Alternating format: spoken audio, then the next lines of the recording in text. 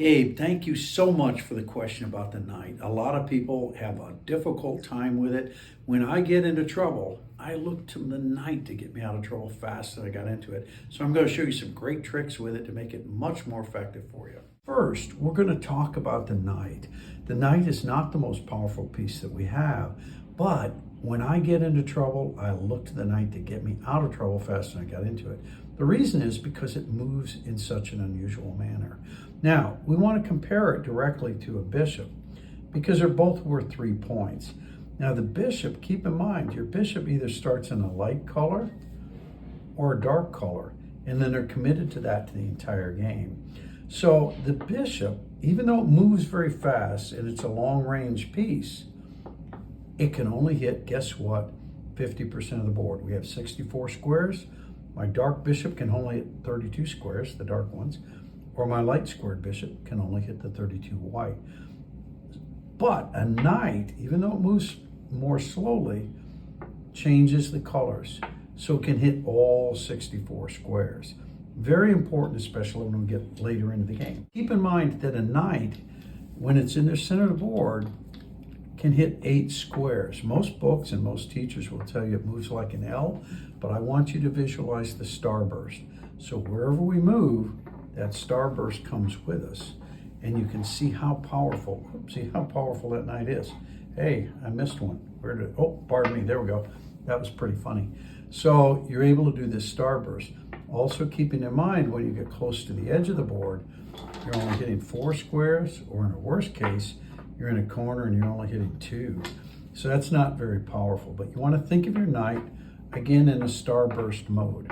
And as you visualize that, that alone is going to help your game out quite a bit. Now, one of the things we practice with a knight, this is a great way to practice, okay? I'm just going to start in A1 square, and all I want you to do is figure out how you can get to here, okay? And so what we do is we go 1, 2, and 3. Not bad, right? So now go to the next one. Let's go to C.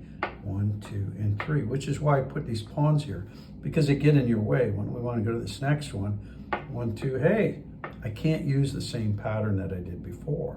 So we have to go to a different pattern. A lot of times what I like to do is look at where I would have to be to get there, and this would be one of the squares.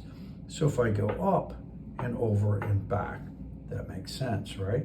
I can use my original pattern, go to E, and we want to get all the way over here. So go there. We can't do it that way, but we can do it our other pattern here. Okay, and we'll go one more time there. Great, that didn't take long. So you're going to start in A1 and try and get all the way across. Now, as you get better and better, what you're going to want to do is now try to hit all of these squares. And you're like, dang, where do I have to be? I have to be there to get there. That works, right? We can do the pattern again, very good.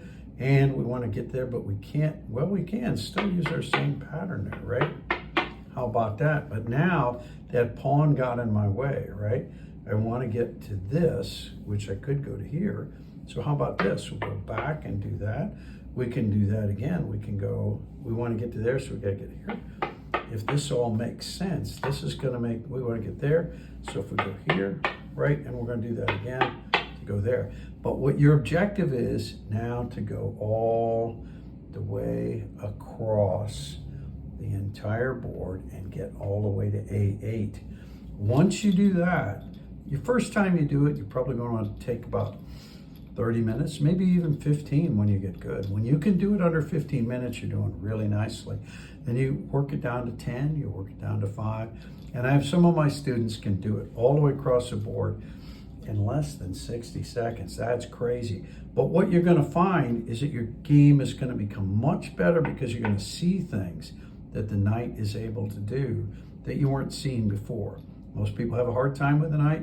You're going to practice this. Your knight game is going to become much more powerful. Okay, another great way to practice with your knight is to do what I call sparring chess, which is sparring with the knights. So you start with the knights. Everybody's got their knights. Kings on their correct color, pawns where they belong.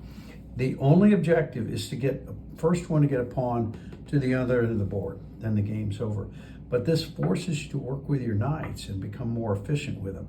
Nice that they're the only piece that jumps over, which really allows some unusual checkmates. We can look at that a little bit later. But what you also want to look at, I'm moving these two out. Think about locking the knights together. So one is protecting the other. Many times when we start the game, the two knights belong in that position, which is really good controlling the center. But if you think about it, if you start locking your knights together, they work well together because they protect each other as they continue making progress against your opponent. But I like to do this. I do this at least once a week where I'm doing sparring chess using my knights. If I really want to have an additional challenge, I may have my opponent will have bishops against the knights. And at first, someone will say, oh yeah, the bishop should always win. Not really, because again, once you eliminate one of the bishops, the only remaining bishop can only hit half of the board. In this case, the dark bishop can only hit the dark squares, whereas the knight can go to either one. So when someone has two bishops, that is very powerful, but once you eliminate one of them, keep in mind that that piece can only hit half of the board, which makes the knights more valuable.